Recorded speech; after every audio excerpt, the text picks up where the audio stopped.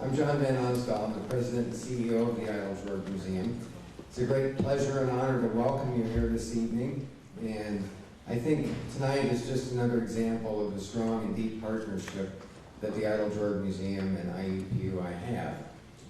And my job tonight is simply to introduce the introducer, so I will not bore you with too much information. But I do want to recognize one of the History Department's faculty members, and that's Madube Labode, who is an Idle George board member as well. So it's nice to have you here. She was here for a tough discussion last night, our board meeting. We won't discuss that, though. Let's just have fun tonight. One of the people at IUPUI who has been special to the museum and a very important collaborator and someone who's nurtured this partnership we enjoy is Phil Scarpino. And I want to invite him to come to the podium to introduce our wonderful speakers tonight. Phil.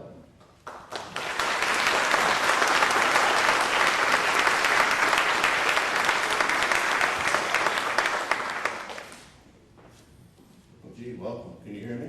Yes. You know, we started planning this event, I don't know, I think last June, and you always wonder as the day gets closer, what happens if you give a party and nobody comes? So thank you all for being here. Really, really appreciate it. Part of my job is to say thank you to the people that made this happen. And so I want to start by thanking the leadership and staff at the Idle George. This is a really special facility in the heart of the Midwest. As John said, I had a long-standing partnership with IUPUI. So I tell you what, enjoy the presentation tonight and then come back. Come back to see the exhibits, come back and go to the gift store, come back and spend your money at the cafe, and you'll enjoy yourself, and this is a great institution. I also want to thank the programs at IUPUI to help make this possible. So we start with the Arts and Humanities Institute. I promised to Director Jason Kelly I'd pass out cards, but I'm a professor and I forgot, so if you meet Jason, just tell him you have a card.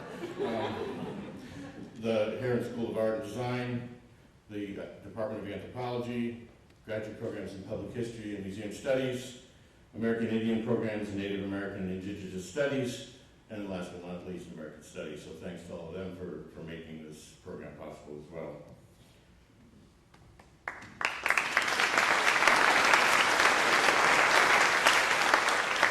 I don't know if they're here, I guess one of them is. I want to thank my colleagues, Rebecca Schrum and Madube Labode, who picked up the ball several times this summer when I went away and left it on the court. So thank you very much for making this happen. So both of our speakers tonight have had long and distinguished careers. And they both share a common interest in Native American history and culture in general, and the history, memory, commemoration, and interpretation of Sand Creek in particular. So, because I'm a historian, and I think that facts are important sometimes, and because maybe not everyone knows what we're doing here tonight, I thought that I would start with just a few facts about Sand Creek. So, November 29th, 1864, about 700 troopers in the Colorado Territorial Militia attacked a village of peacefully encamped Cheyenne and Arapaho in what was then southeastern Colorado Territory. Although some of the troopers refused the order to fire, a majority engaged in a massacre of a large number of villagers, the majority of whom were women and children. And the killing of those people was accompanied by significant mutilation. Today, the Sand Creek Massacre National Historic Site, administered by the National Park Service, is located approximately at the site of the massacre and interprets those events. Both of our speakers were involved in the interpretive strategy for that site. Sand Creek was an atrocity. It's a dark stain on the fabric of history. Although many of the men who perpetrated that massacre, generations of Euro-Americans afterwards, have not always viewed it that way. So, let me introduce our speakers. Norma Wolf Chief Gurnow is presently Superintendent, Bureau of Indian Affairs, Wind River Agency, Fort Washakie, Wyoming, and she has had a long career in the Bureau of Indian Affairs. She served as Deputy Superintendent, Bureau of Indian Affairs, Lame Deer, Montana, Self-Determination Specialist, Northern Cheyenne Agency, Lame Deer, Montana, and Indian Services Specialist, Rocky Mountain Region, Billings, Montana. She's a member of the Northern Cheyenne tribe and describes herself as a fluent speaker of the Cheyenne language. She's a member of the Sand Creek Massacre Site Project Committee and a member of the Northern Cheyenne Sand Creek Descendant Committee. And we just met this afternoon, but we emailed back and forth a great deal. In one of our email exchanges, she asked me, will I be able to talk about my grandmother, about what my grandmother's handed down to us orally and other stories about Sand Creek? And my answer was, yes, please do. So we have that to look forward to. Kelman is the McCabe Greer Professor of History at Pennsylvania State University. He's also held positions at the University of California, Davis, the University of Denver, and the University of Oklahoma. He is a much publicized scholar, but for our purposes this evening, he's the author of a book titled A Misplaced Massacre, Struggling Over the Memory of Sand Creek, published in 2013. This book won numerous awards, including the A.V.O. Craven Book Award, the Bancroft Prize, the Tom Watson Brown Book Award, the Robert M. Medley Prize, and the Antoinette Forrester Downing Book Award. And if you're into this kind of thing, those are all significant awards.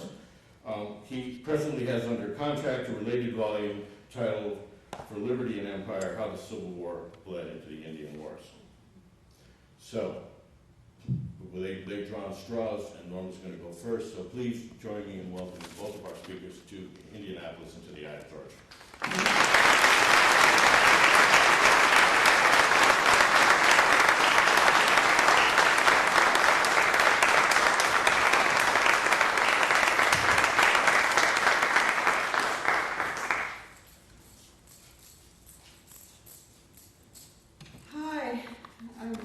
I told the staff that I had to get dressed. It takes me a while to get dressed.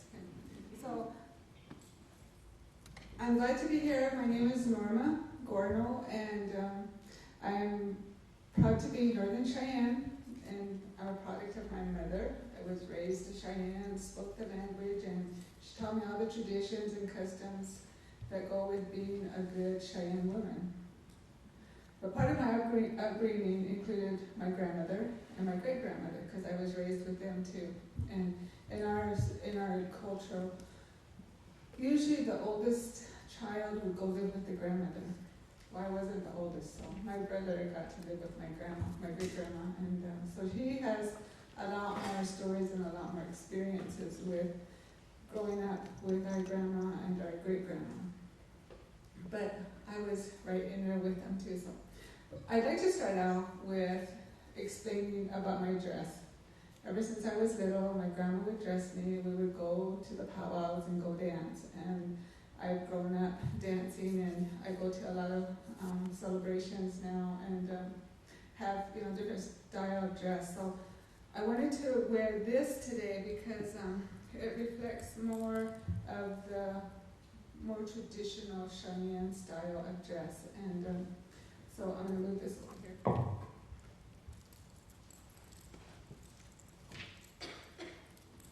So my dress is made out of processed elk. It comes in 4 parts. So the top part is the beaded part. And I had a friend make this, and she's an excellent beader. And this is the classic Cheyenne style. You'll probably see others that are fully beaded, but this is the Cheyenne style. And the reason it's so special to me is because she told me that this is the last dress that she will make. And because she's getting old and she has arthritis and can't see very well. And so I feel very fortunate that she was able to make this dress. Of course, when she made it, it was a lot heavier, so I had to squeeze it in. But so this top part is one elk hide. The front part is another piece of elk hide, and then the back is another part. And then my fringes are another part too. So when I wear this, it doesn't breathe, so I get like real hot. But when it's real cold, man, I love it because I'm just comfortable and I don't have to wear a jacket or nothing. So the other parts to my outfit are my braid holders. They were made for me by a good friend of mine. My husband gave me these are otters, and this morning star is a symbol of the Northern Cheyenne, and daughter's friend made this. It's actually hers. I just took it. And then my moccasins and my leggings were made by an elderly woman. She was probably in her late 60s when she made my moccasins, and she presented them to me, and I felt very fortunate. And she was one of the older Cheyennes, and she had just passed away probably a couple months ago. She was 95 years old, and so my leggings and my moccasins, excuse me, are fully beaded, and these are the ones she made for me. So, and then this breastplate was given to me by my husband, and he would just find things to kind of help me with my outfits. So my dress, and my dress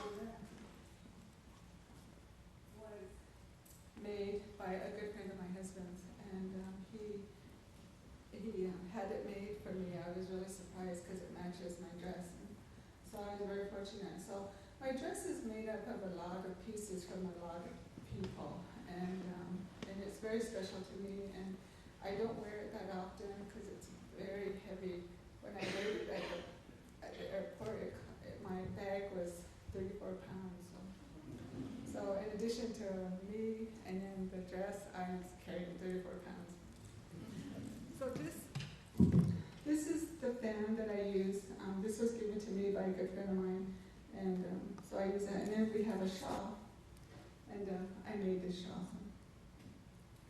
So that's part of our outfit, or my outfit, and I really enjoy dancing, and I try to carry on a lot of the traditions that my grandmother and my great-grandmother gave me. And then I have a daughter, and she has a buckskin dress like this too, that was made by the same woman. Of course, she was much younger then. But I wanted to introduce myself. My mother had 8 children. She had 5 girls and 3 boys, and I'm the oldest of the girls. I'm third. I have 2 older brothers, and then there's me, and then the rest of my brothers and my sisters. And we come from a family that's very family-focused, family-oriented, and I have a wonderful extended family, and it was so surprising to see my nephew is here. I haven't seen him when his father died. He came home for the funeral, and it was so wonderful to see him. So I think it's a small world there. So the reason I'm here today is my great-grandmother was a descendant of Chief Black Kettle, who was the peace chief at the Sand Creek Massacre. And we grew up knowing that we were descendants of Black Kettle. And we also knew that he was not killed at Sand Creek. He was later killed in Washita. But we grew up knowing about Sand Creek. It was just part of our history and part of the things that we knew about my great-grandmother. And because it was interesting that when we lived with her, we called her our old grandma, because our grandma, my mother's grandmother, was still living, and we all lived together, and so we called her my old gal. And she's the one that a lot of our memories come from. And she was actually a granddaughter of Chief Black Kettle. She was born in 1884, I think. I have it written down here. But so when she died, I was 6 years old, and my brother was 12. And so my brother has a lot more stories about my grandmother than I do. So part of our project with the Sand Creek started more. There was always somebody working on it, and somebody was, doing historical research and always talking about it.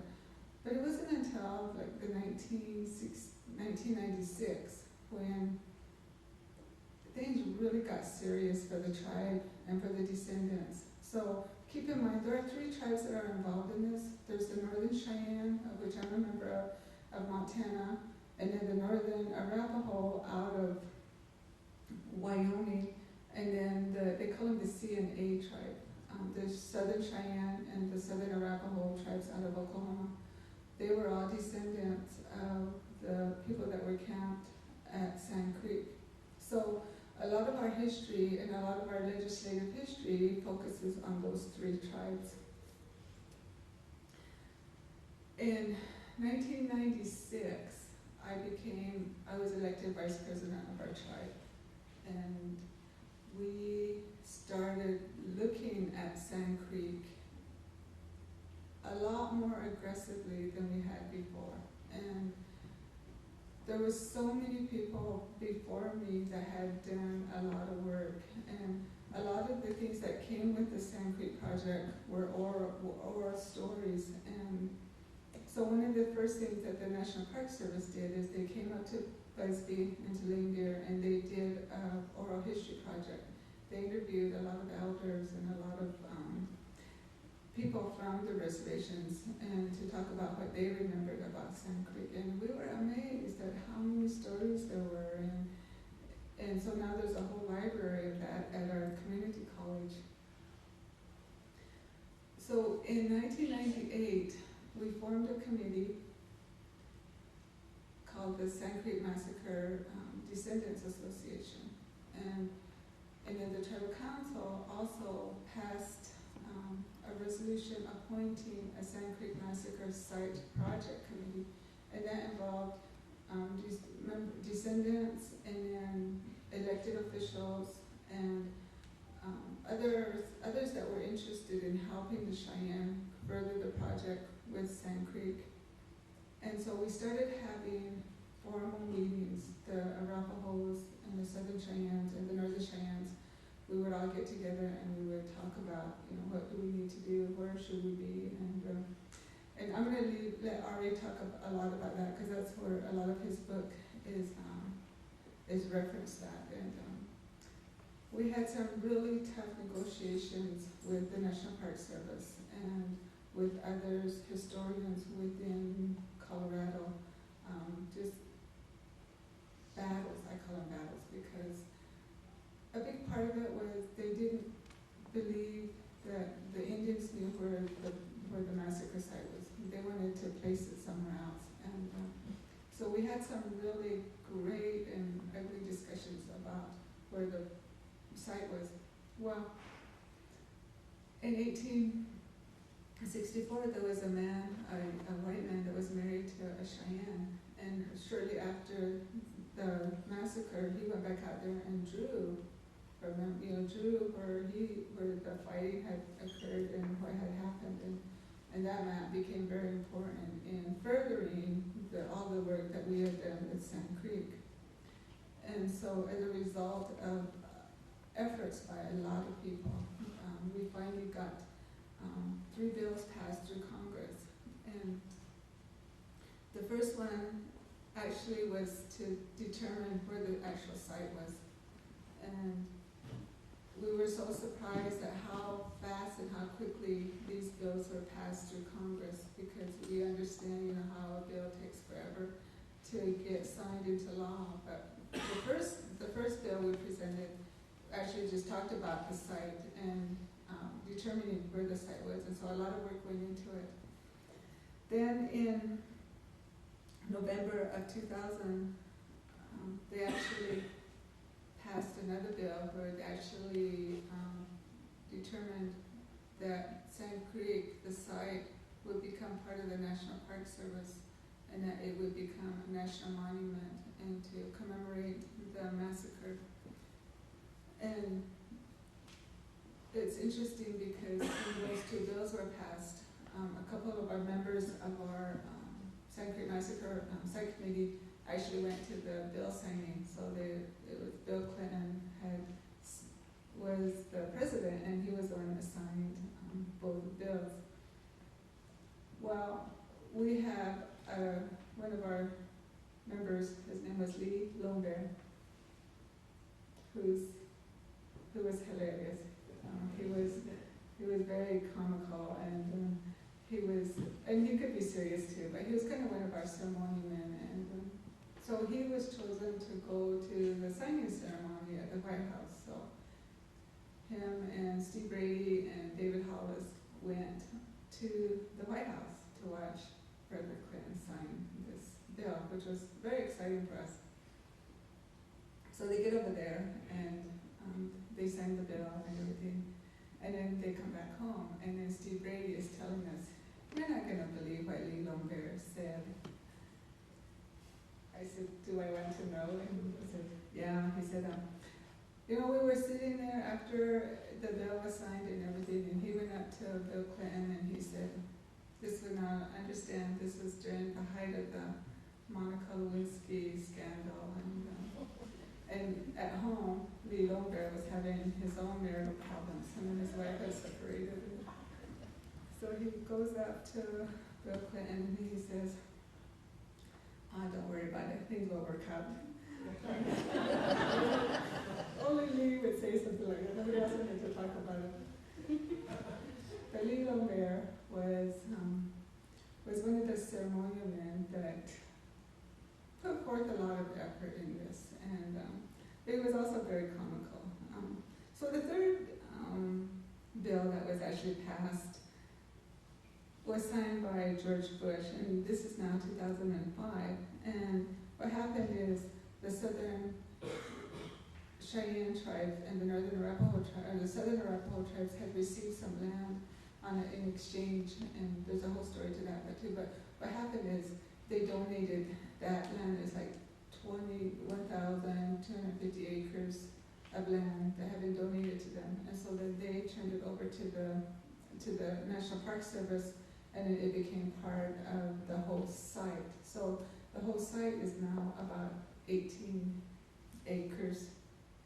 No, it's not 18 acres, but they put about 1,200 acres into that, and so it became part of the area that was defined as the Massacre Site Project area. And so now we have the National Park Service who manages the site on behalf of the tribes that are involved, and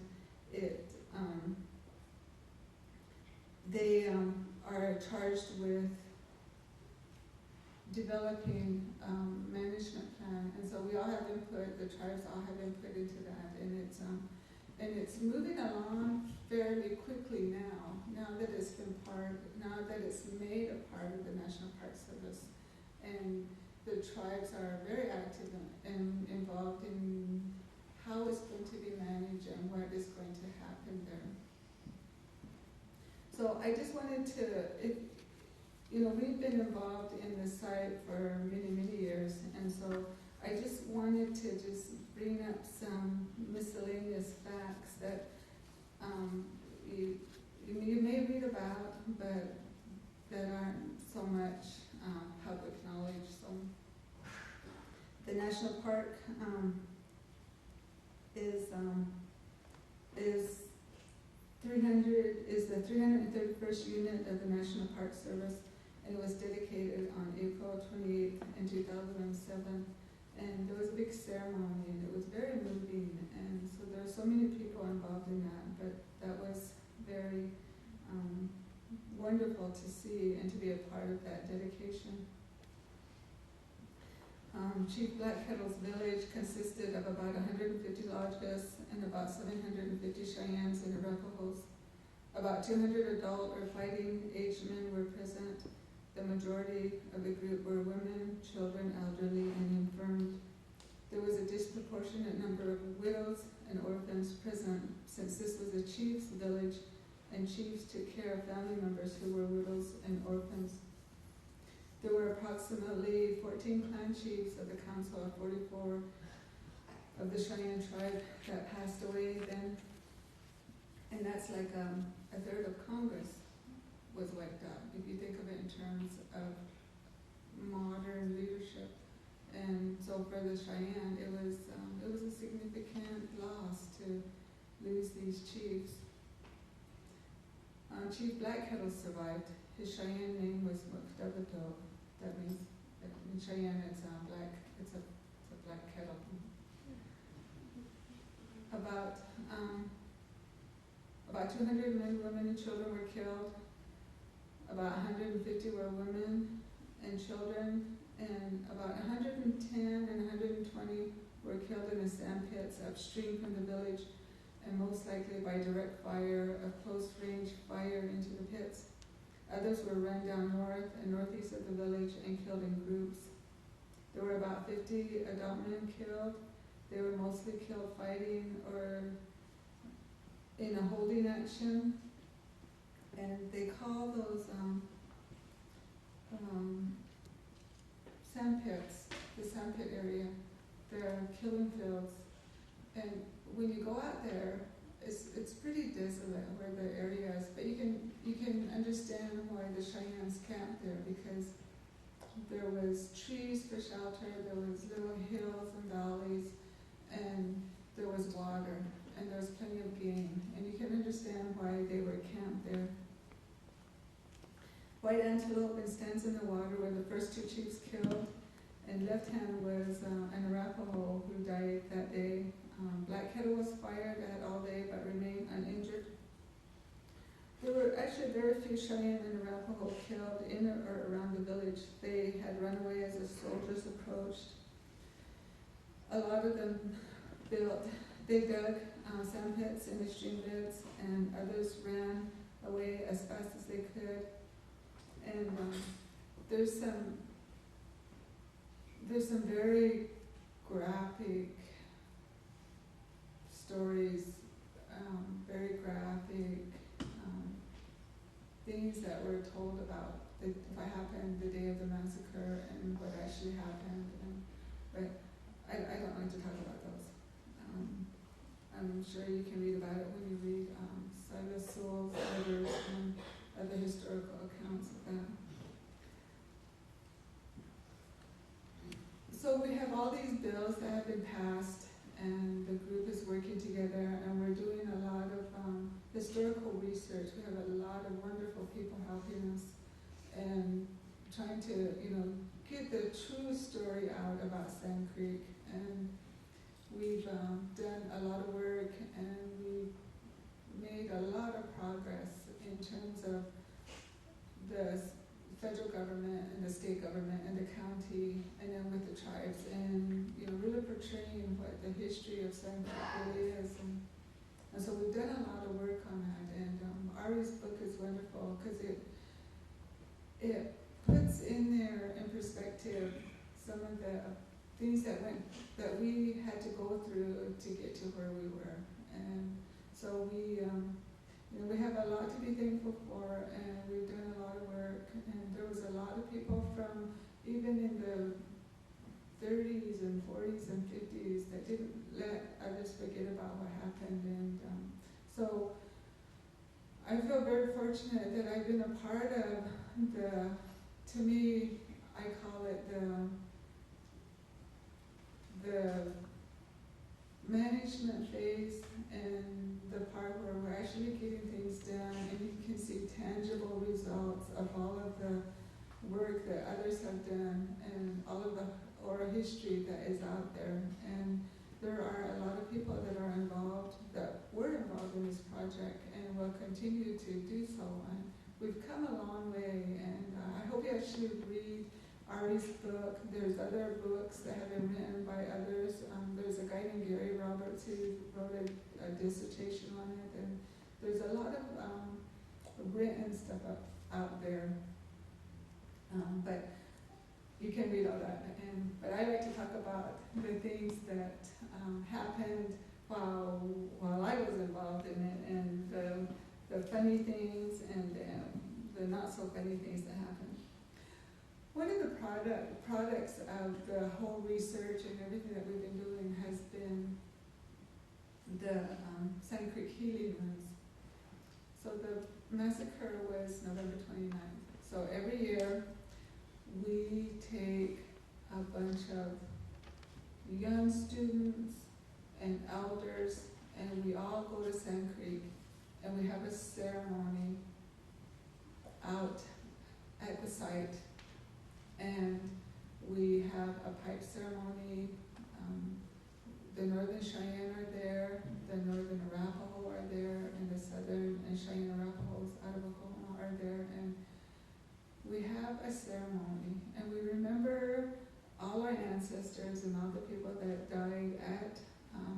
Creek, and then we have a healing run. So what happens is we have a bunch of volunteers, runners, and people that are interested, and we run from Sand Creek to Denver.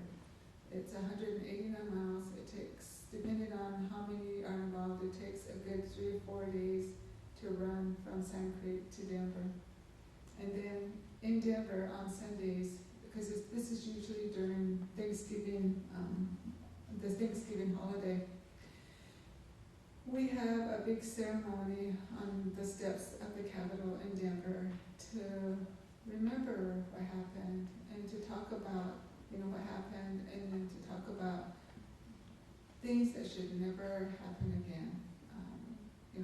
The things that the Cheyenne endured, you wouldn't want anybody to go through that, And so it's a healing process for us, and it's a remembrance of our history, and to heal and to think about those things that actually happened. Now, the healing run was the brainchild of Lee Lombear. This is our chief, the humorous chief. Anyway, so he started the healing run, and it was his idea, and so we continue it. And unfortunately, Lee died a few years ago, and so 3 years ago we had a healing run dedicated just to him and his memory. And last year we had the 150th anniversary of the massacre, and we had a healing run last year, and it was wonderful. There were so many people that showed up, and it was just a really, really good experience for the kids and for the elders and for everyone that has been involved to see this. And it's been 150 years. This year will be the 151st year, and we still have the healing run, and they're held every year around November 29th. Now, I said that my grandmother was a descendant of Chief Black Kettle, and that's something that we've always known. And she was actually born in 1884, and she was 78 years old when she died. I was 7, and my brother was 12, and we've always known that we were descendants of Black Kettle. And I remember my grandmother, when she would talk about the event, she would start crying, and it's kind of scary to watch your grandmother cry because it's something really sad or something really bad, and so she would cry, and then she would talk about it for a while, and then she remember something, and late at night she would tell us stories about her life, and then every now and then she'd throw in some things about the massacre and what she remembered. But she talked about her mother remembering that she was being carried, and she was put in a sand pit and told not to cry. And I think that was one of the stories my grandmother would say. It was really sad because you could hear the soldiers, and you could hear the guns, and you could hear the shots and all the shouting that was going on, and the adults, trying to get as many people away from the soldiers and to take care of them and run, and they're literally running for their lives. And so she would get real sad, and then she would quit talking about it, and she'd always talk about something else. But it always made my grandmother feel real sad when she talked about her stories about Sand Creek, because you have to understand, she was just 2 generations from that.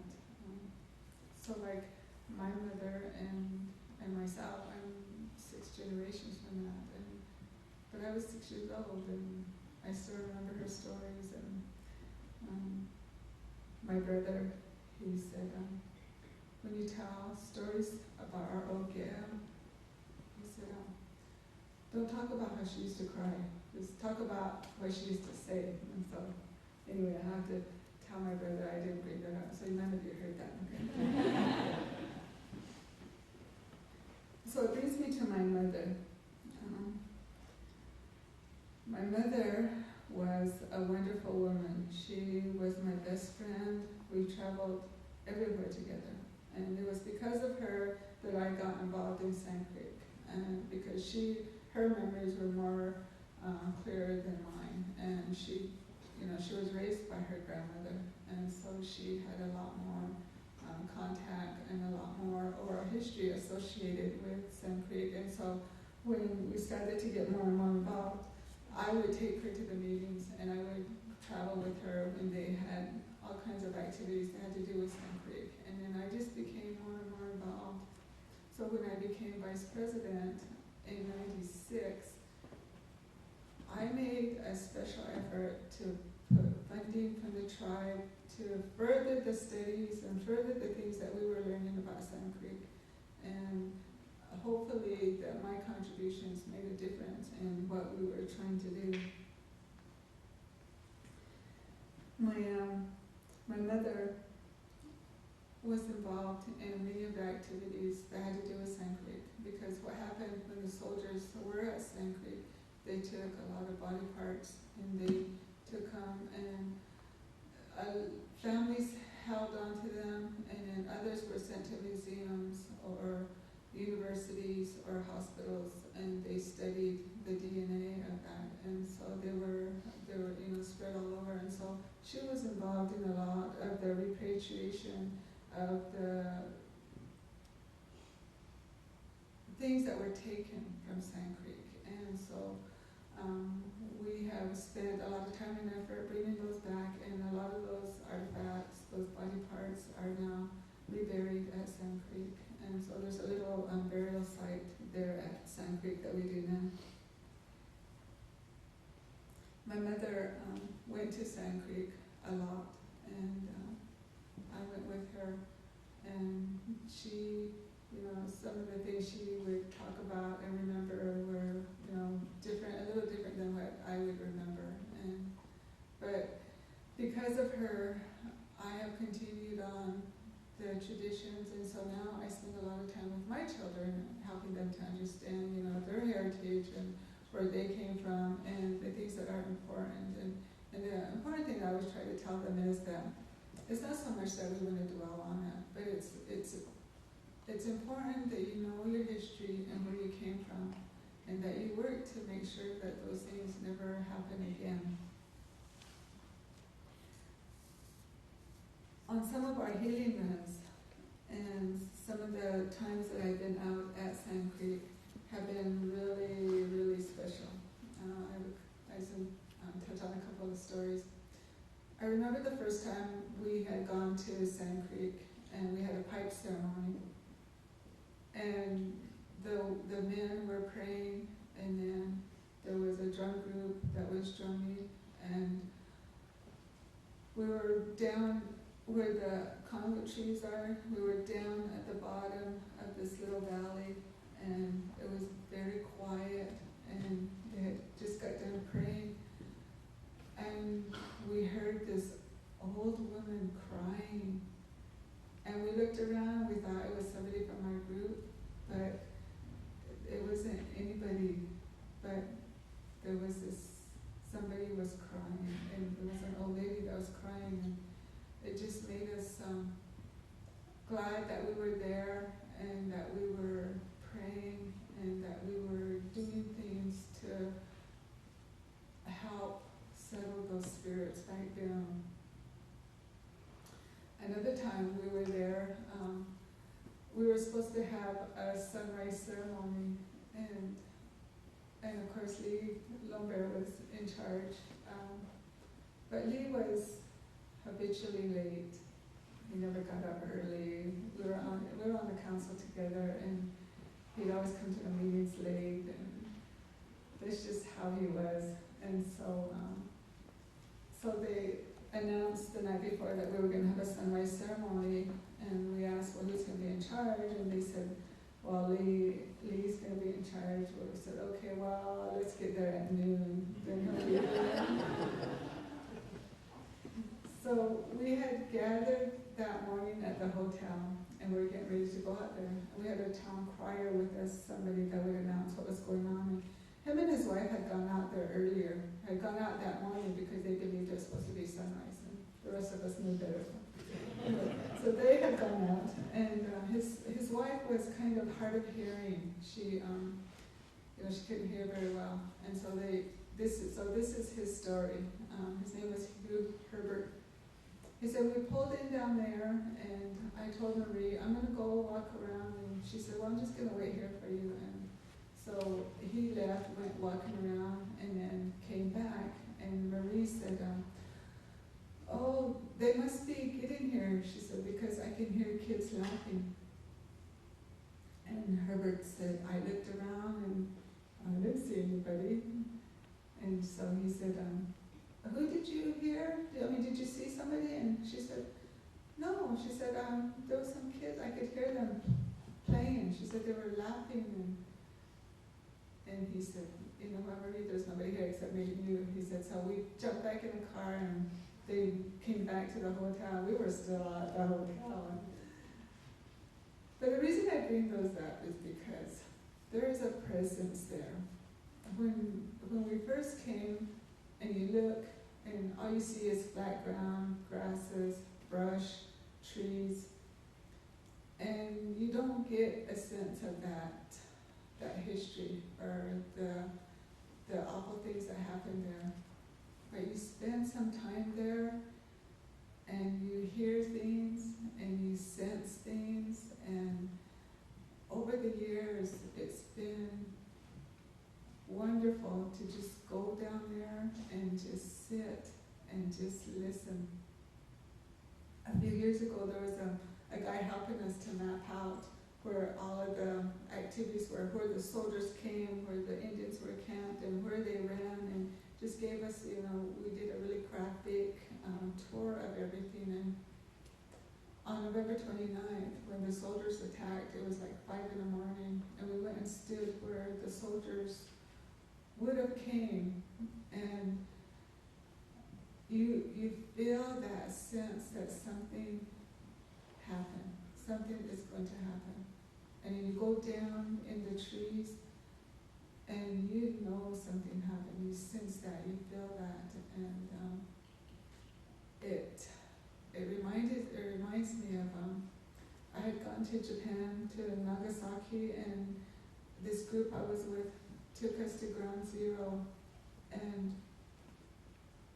they told us we had to go through this museum, and so I actually went in the building, and I stopped, and I could not go any further, and the rest of my group went in, and I couldn't go any further, and so I just stood there, and I thought, well, I'll just wait for them to come back, and then I'll just go out with them. But while I was there, this 2 elderly Japanese ladies came in, and they had 2 other ladies with them, and they came, and they went and sat down. There were some benches there, and they went and sat down there, and the 2 elderly Japanese ladies started crying, and I felt for them, because they either had been there, or they had family that had died there, or something, but they were very moved by it, and that's how I feel about Sand Creek. There's something there, and if any of you ever have that chance to be there, go and look at what is actually there, and there's a presence there. You know that something happened there, and something bad happened there. So we're trying to change that, trying to restore the memory of those that were actually peacefully camped there and that had made it their home. They had voluntarily gone there. They didn't want to be at war with the U.S. government anymore, and so they actually went there thinking that they were going to be protected and that they would be safe there. But unfortunately, that wasn't the case. There's so many other things that are involved in the Sand Creek massacre. I know there's so much more we could talk about. There's the archaeological studies and the digs. Each healing run was special. Our relationship with the Methodist Church, our battles with the National Park Service and the Colorado Historical Society, and other historians, different versions of the massacre, trying to work through a lot of that.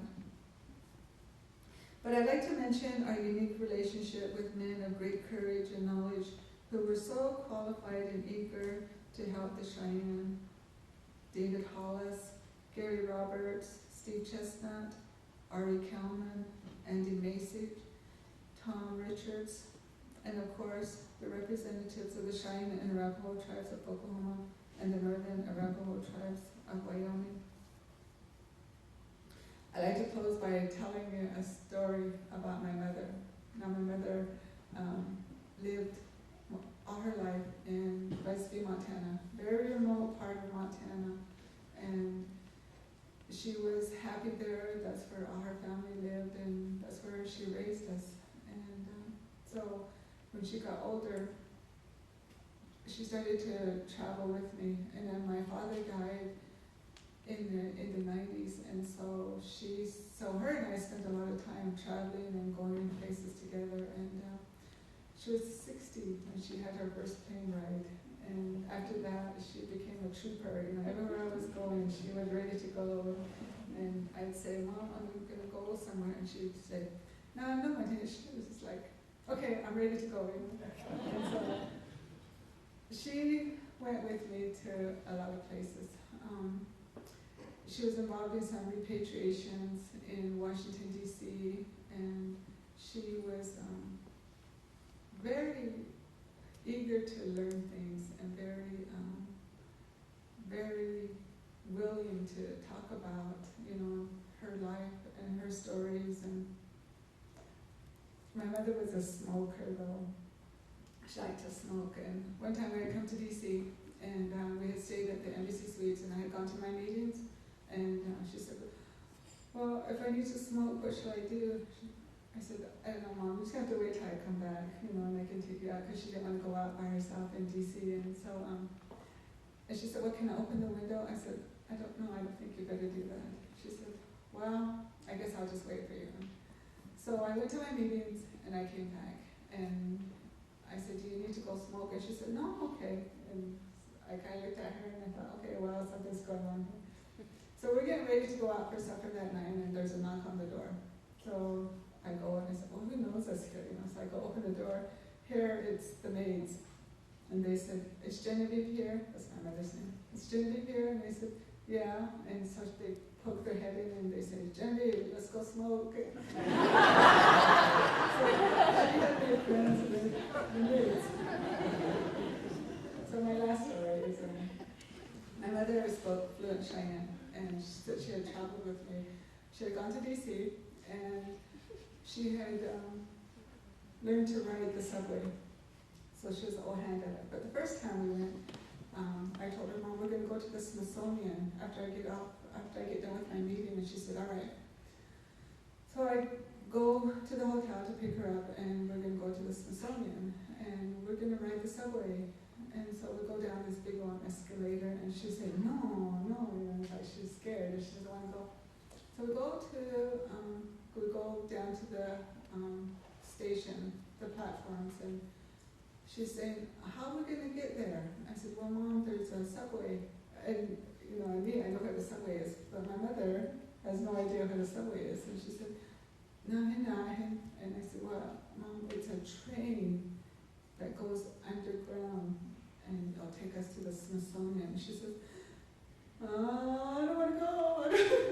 She didn't want to go on the subway. She said she was scared because of this train that went underground. And so I told Mom, it's going to be okay. And so here comes the subway, and then there's all these people, and she has to go because she's not going to, because you know, we just get on the subway, and she's very afraid. And so we get to the Smithsonian side, and and we get off, and we go back up, we go up the escalator, and then we're over there by the Smithsonian, and she's looking around, and she says, oh, okay, you know.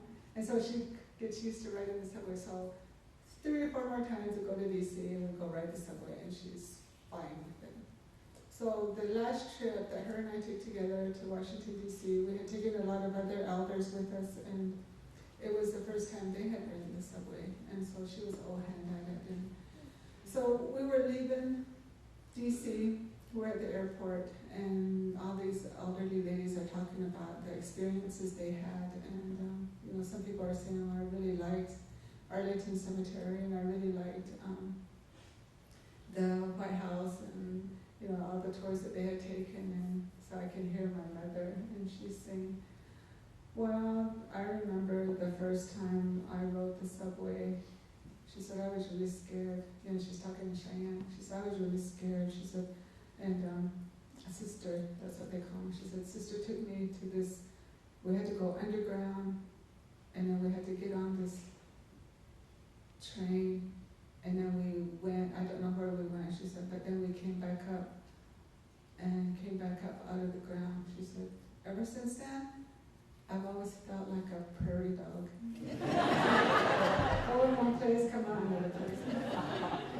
So thank you for having me here, and I appreciate being here, and really, I went to the museum today. Oh my gosh, they have such a wonderful collection, and I think that if I had more time, I would have gone and stayed longer, and really appreciate the staff for taking us around and showing us what a wonderful museum this is, and a lot of the open spaces.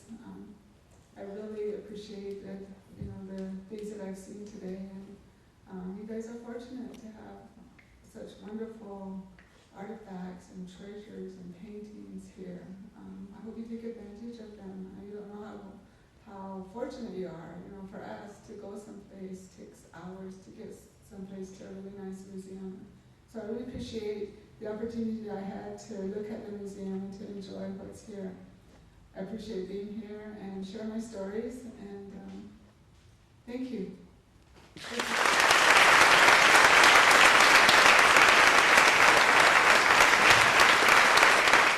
Thank all of you for coming out. On November 29th, 1864, about 700 troops from the 1st and 3rd Colorado Regiments, led by a man named John Shivington, attacked, as we've heard, in Arapahoe and Cheyenne Camp. It was nestled in a bend of Sand Creek in southeastern, at that time, Colorado Territory. There were between 750 and 1,000 Native people in that camp.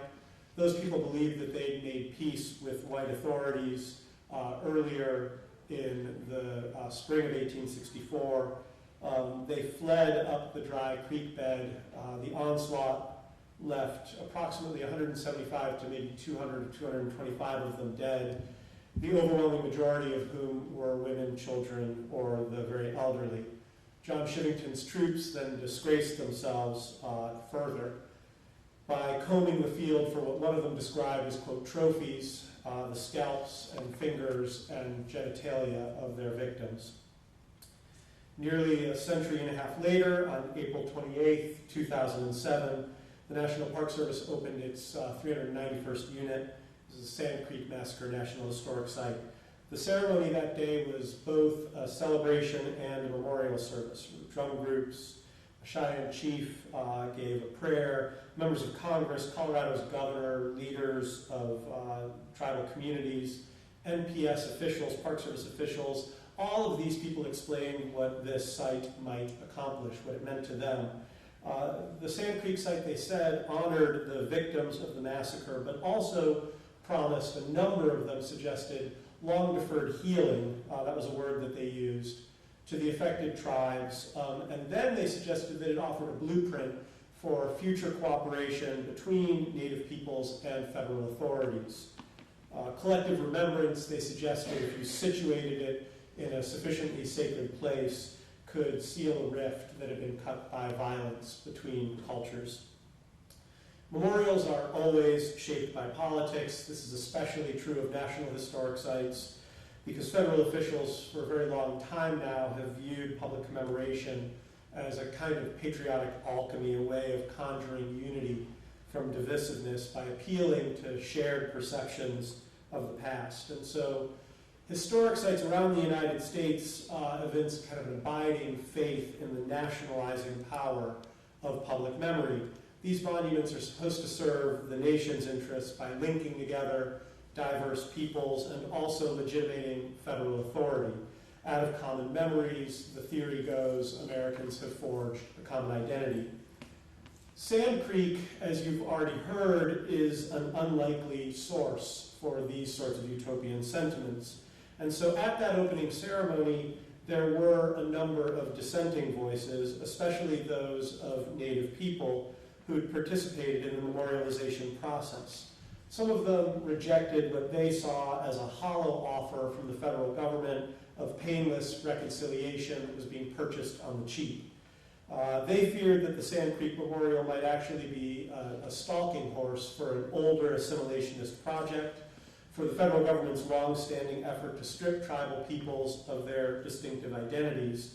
And so, rather than accept the site as a symbol of federal power, they portrayed this memorial as an emblem of tribal persistence and self-determination. Other participants at that same opening ceremony expressed their own suspicions about this same memorial for additional and different reasons. First of all, because the federal government was and still is unpopular on the eastern plains of Colorado. Second of all, because this site embodied, I'm quoting now Marilyn Musgrave, Eastern Colorado's congressional representative at the time. In Musgrave's words, this site embodied, quote, political correctness and also gratuitous revisionism, end quote. And then finally, because some observers there on that day believed, in the wake of the September 11th attacks, with the United States involved in 2 wars overseas, that questioning the military's rectitude, even historically, necessarily flirted with anti-Americanism.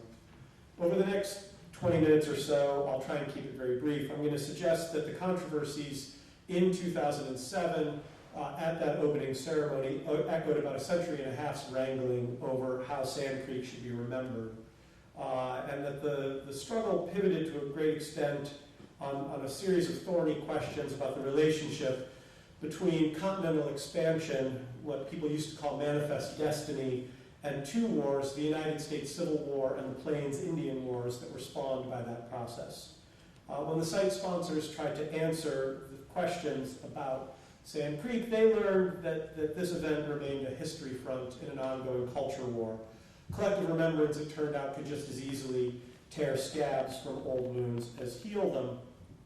Sand Creek, it turned out, was particularly difficult to memorialize, as I'll mention in a moment, because there were a variety of different stories, competing stories, sometimes incommensurable stories about the massacre, and those stories haunted the memorialization process.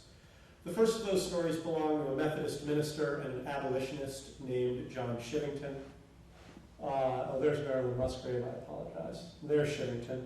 John Shivington saw the violence at Sand Creek as a noble part of civilizing the West and also preserving the Union. He saw those 2 processes as inextricably intertwined. On November 29, 1864, he used blood spilled along the banks of Sand Creek to depict a masterstroke for his superiors. He bragged in a dispatch to one of his bosses that his men had attacked an Indian village that he said, quote, bristled with over 1,000 warriors, end quote. He then went on to say that his troops had killed a number of chiefs and hundreds, he said, of their followers. For years after that, John Shivington justified what happened at Sand Creek by pointing to the massacre's Civil War context. In the spring of 1865, for example, Shivington testified to federal investigators. He suggested that agents of the Confederacy had been working among Colorado's native peoples. He pointed back to the Dakota Uprising in Minnesota in 1862, to the Cherokees' decision to fight with the Confederacy. And in 1864, he said a Cheyenne warrior, a man named George Bent, had served as the South's agent and had promised Colorado's Indians that with federal troops busy back east fighting against the Confederate rebellion, they could reclaim their country. Shivington in this way made what happened at Sand Creek, he made this part of the Civil War as well as just the Indian Wars. A man named Captain Silas Sewell, who Norma mentioned a moment ago, had very different ideas about Sand Creek. Sewell refused to commit the troops under him to the fight at Sand Creek. He was a captain in the 3rd Colorado Regiment. And after the massacre was over, he wrote to a friend of his, a man named Ned Winecoop, and Sewell said that what had happened at Sand Creek had been a slaughter, it had been a massacre, and it had sullied the fights for the Union and also for the American West. He cataloged, and this is Wynkoop looking dashing in a cape. I thought about wearing a cape tonight, but decided against it. Sewell cataloged terrible cruelties that had been visited upon the dead at Sand Creek. Bodies of men and women and children, he said, had been hacked apart. Babies had been cut from their mother's wombs. He wrote to Wynkoop that Wynkoop would, quote, think it impossible for white men to butcher and mutilate human beings as they did there. Silas Sewell also testified before federal investigators in the spring of 1865. He recounted how the previous summer he'd arranged a meeting in Denver between peace chiefs, including Black Kettle and Governor John Evans and Colonel Shivington. At that meeting, Shivington had told the chiefs that if they wanted peace, they had to subject themselves to military law. They had to go into Fort Lyon in southeastern Colorado. The Cheyennes and Arapahoes had complied. Sewell said they'd done this, and so they believed in the run-up to Sand Creek that they were, in his words, quote, under the protection of the American flag.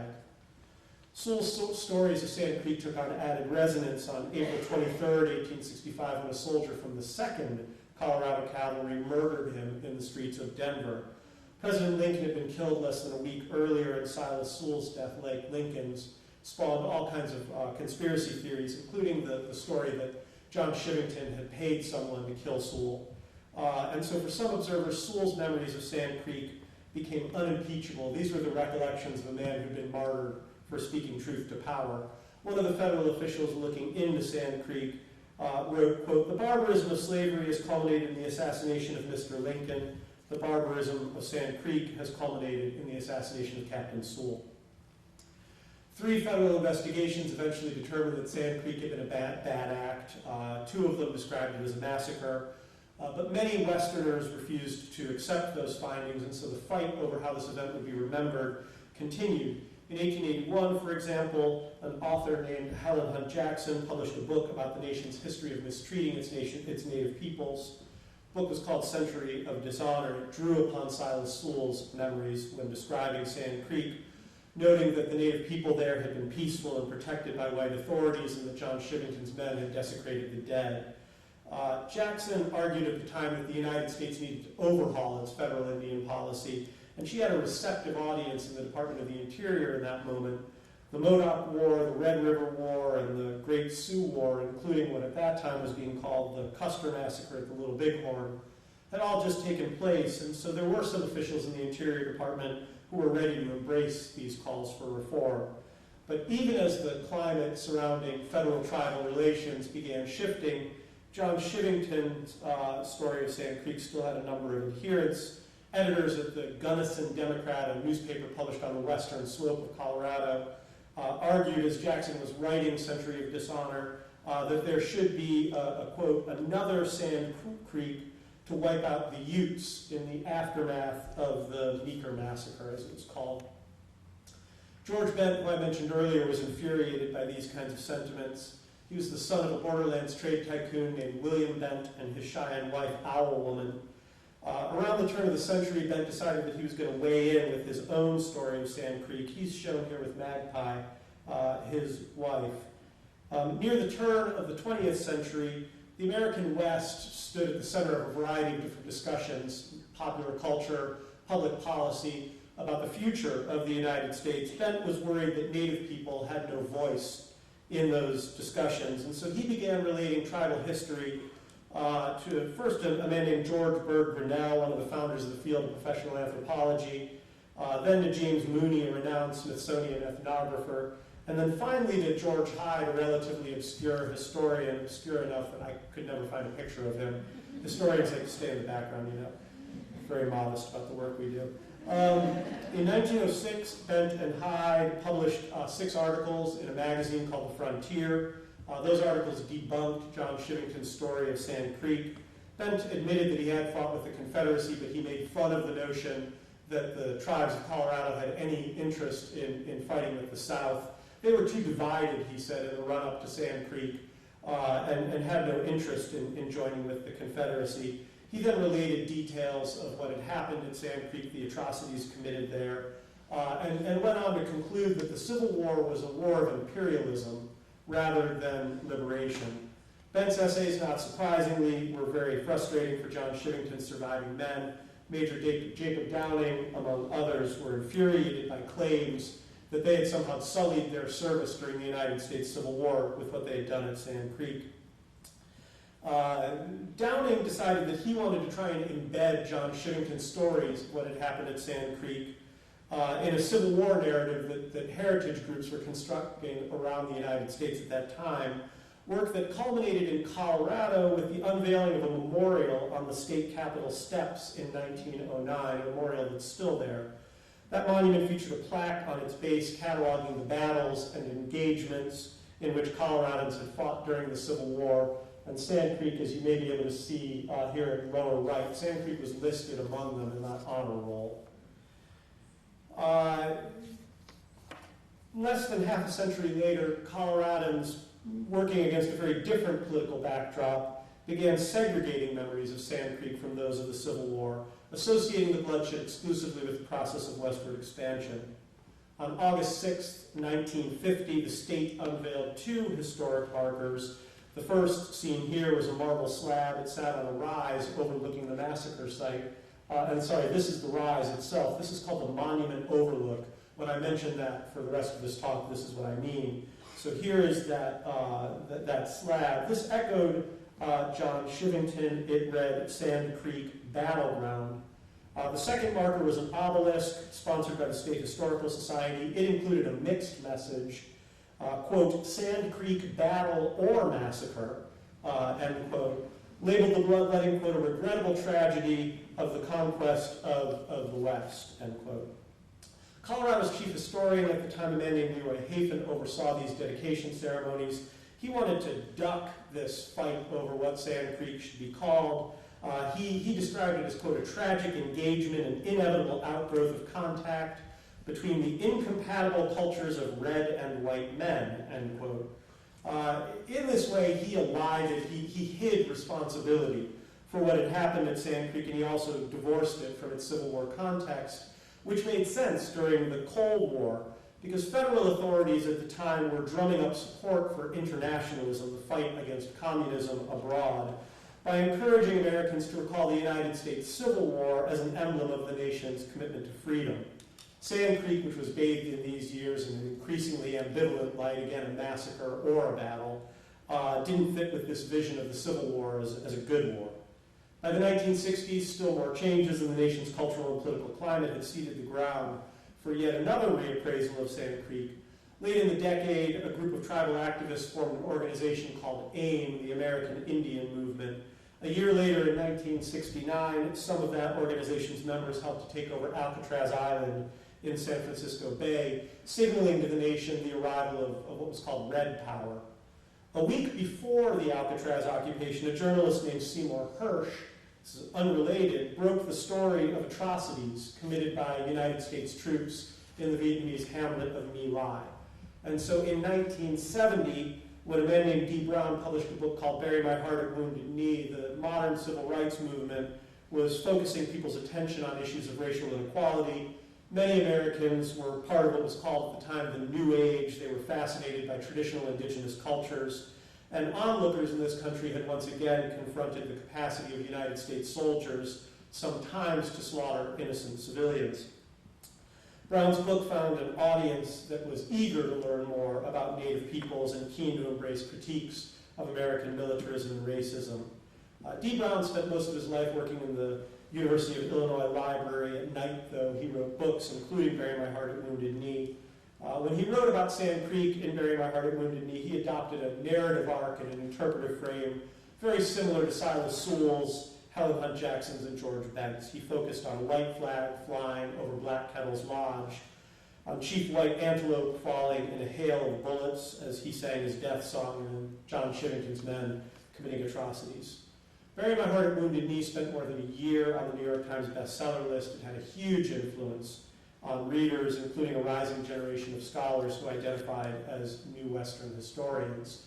Its impact could still be felt in 1998 when Congress passed the legislation that Norma mentioned a moment ago, the legislation that would send people into the field to look for the Sand Creek massacre site. But even then, even in 1998, even after nearly a century and a half of struggles over how this event should be remembered, the Park Service learned that there were a variety of different questions surrounding the violence that remained unanswered, including a question that caught the Park Service off guard, which was where precisely had Sand Creek taken place. It turned out that before Sand Creek could be memorialized, it had to be found. And so the search that ensued became very contentious because of disagreements over how to interpret the historical record, disagreements that divided the people who were looking for the site. Native American descendants of Sand Creek's victims typically, but not always, based their understanding of the episode's history and geography on traditional tribal methods, and also on stories and maps produced by George Bent around the turn of the 20th century. For decades, Sand Creek's descendants had used Bent's maps and his work as a guide. They'd made pilgrimages to that monument overlook that I showed you before. The Park Service, by contrast, looked to other materials, records that were produced by the troops who fought at Sand Creek, and then a map penned by a soldier, a man named Samuel Bonsall, who visited the site years after the massacre with William Tecumseh Sherman. Using what they described as the Bonsall map, the Park Service believed that they pinpointed Black Kettle's village, which they said was located less than a mile upstream from the monument overlook. Archaeological findings, a huge band of artifacts during the site search, seem to confirm this hypothesis, and I'm just going to orient you very quickly on this map. Right there, that's the Sand Creek Battleground historic marker.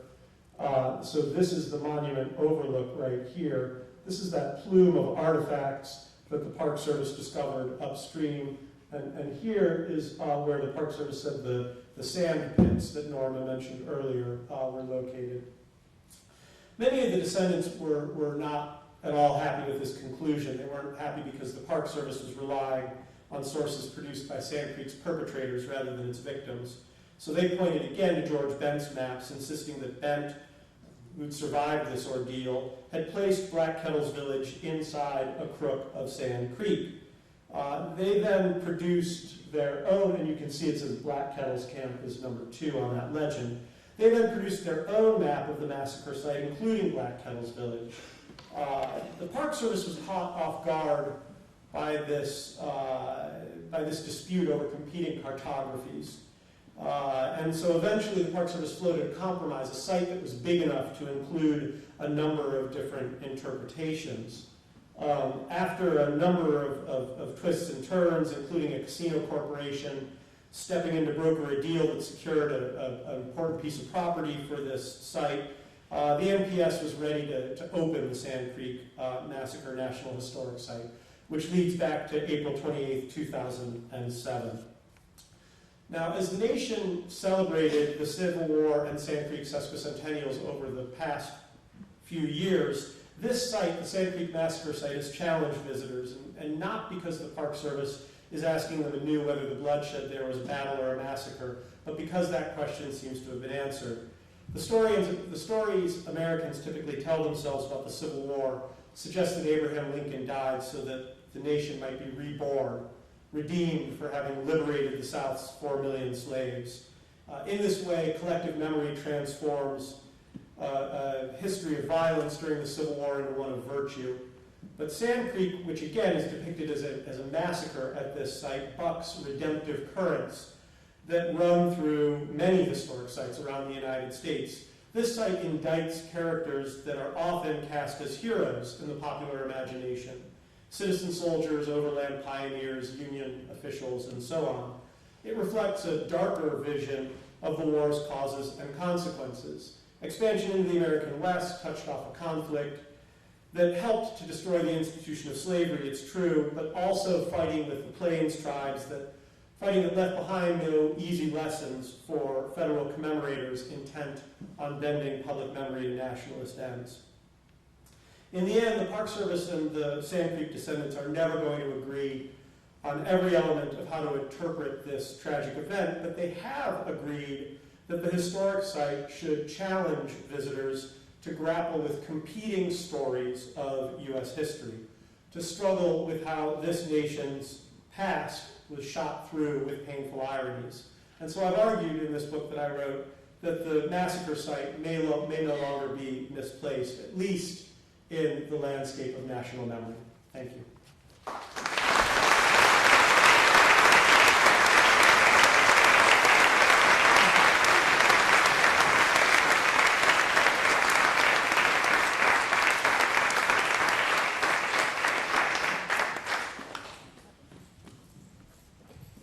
I think we've got time for questions. Yeah. Oh.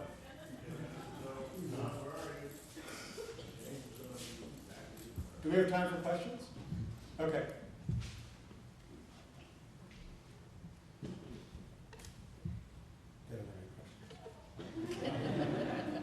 It's very surprising.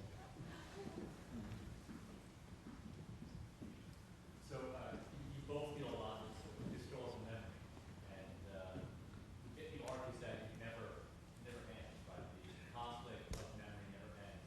It's carried on even in old traditions or historians. So I'm wondering, at this stage, has the memory of the American West, has it reached some sort of new plateau that we're not arguing about sort of the logical cowboy mythological American anymore? We have a more realistic understanding of what happened there, and what is sort of the next stage of where we need to get with our memory of Well, for us, it's been, excuse me, it's been a long battle to get the Park Service and others to at least acknowledge that oral history is very important, and that there was somebody back there that actually drew a map that was there. They didn't draw it just because they wanted to, you know, they drew it for a reason. And so for the Cheyennes or for the tribes, we rely on that a lot. And so for us, we've been moving forward with the understanding that the site is where it's at, and that our management plans and our alternatives are going to reflect that. Now, we're not saying everything happened right here. What we're saying is, within this context, a lot of things happened, and so we're going to build interpretive signs, trails to reflect that. So for us, I think it's pretty much settled because the management plan has been approved. It's been adopted by the Park Service.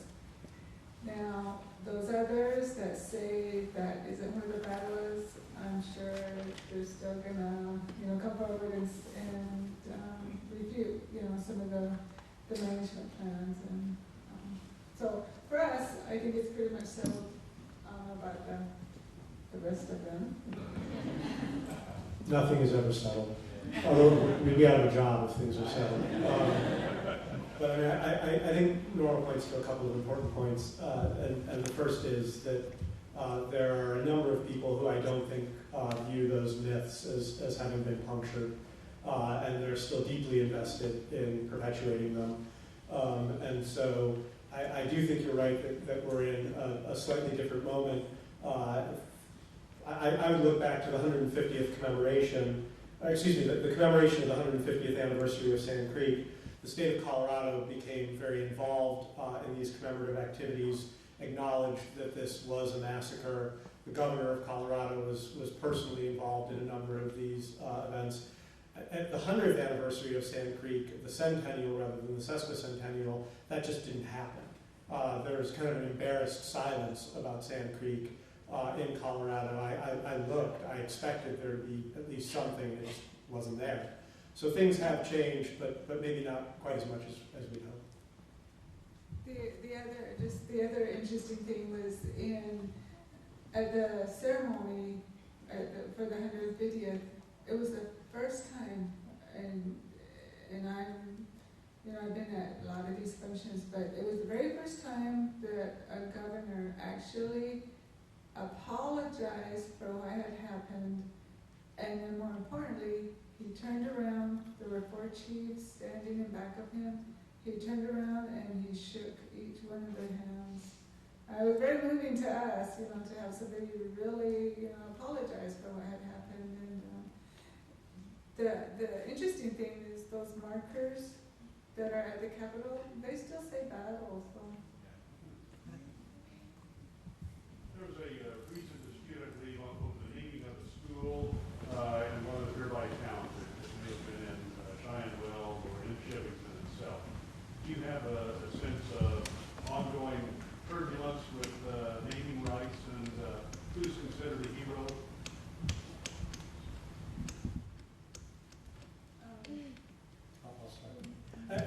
So the question is that there was a struggle over naming of a school in southeastern Colorado. I actually don't know the particulars of that, but there's still a small town, largely uninhabited at this point, called Shevington, which is very, very near the massacre site. And I would say that the people of Kiowa County, which is the county in which the site is located, have a very uneasy relationship with this commemoration. I think that to a very great extent they see this historic site. This is not true uniformly, I want to be very clear about that, but to a great extent the county commissioners see this as an engine of economic mobility, and so they see this as driving their local economy, but they saw that as sort of a devil's bargain that they were willing to make in exchange for calling this the Sand Creek Massacre National Historic Site. A number of them were very unhappy about that. And so there continue to be people who are fighting over nomenclature, over exactly what this will be called.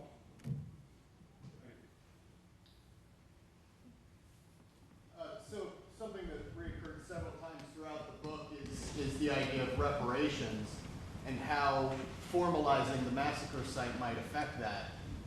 In the past several years, have there been any new developments? Well, in the treaty, there's a section called Article 6, which promised the survivors some goods, and those have never been claimed by the descendants. There is a group of people from Colorado that are led by a guy named Homer Flute that's their only interest is to go after reparations and to try to get some kind of monetary value out of that. For the tribes that have actually been involved, that's not really a driving issue for us. It's more recognizing what really happened there and how do we bring that story forward. We talk about reparations every now and then, but it's not the driving force behind what we're doing. We know it's still out there, but we don't know what we're going to do. We really don't. But there is a group that wants money and they want compensation for it. And there's a lot of them, to me, that aren't even descendants. They just want money.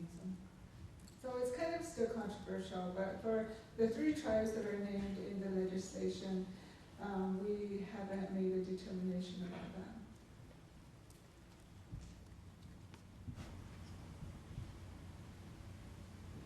Thank you very much.